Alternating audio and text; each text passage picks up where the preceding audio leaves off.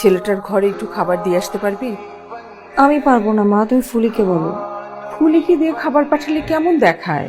মা আমি পারবো না, এরকম অদ্ভুত মানুষের কাছ থেকে আমি দূরে থাকি। ভয়াবহ ব্যাপার, টাকার জন্য মানুষ কিডনি বিক্রি করে দেবে। তুই কি জানিস ছেলেটা টাকা দিয়ে কি করবে? জানি তো, বাবার ঋণ শোধ করবে, মৃত বাবার ঋণ। তুই কি এটা জানিস যে একটা মৃত মানুষের ঋণ পরিশোধ করাটা কতটা জরুরি? কবরে সে কত কষ্ট পায়। সন্তান হলে এমনই হওয়া উচিত। তুই এত সকাল সকাল কোথায় বেরোচ্ছিস? মিস্টার রতন কিডনি বিক্রি করতে এলেন। ওনার নাকি কোনো কাপড় চোপড় নেই, আর উনি আশেপাশে তেমন কিছু চেনেন না। আচ্ছা মিস্টার রতন, আপনি বিয়ে করেছেন? জি না।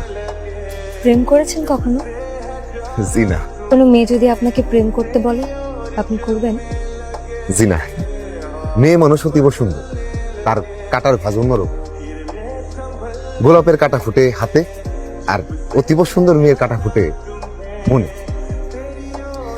হাতের কাটার রক্ত থামানো যায়, মনের কাটার রক্ত থামানো যায় না। কিন্তু কোনো মেয়ে মানুষ যদি আপনাকে মন থেকে ভালোবাসে, তাহলে সে আপনাকে গোলাপের পাপড়ির মতো করে আগলে রাখবে।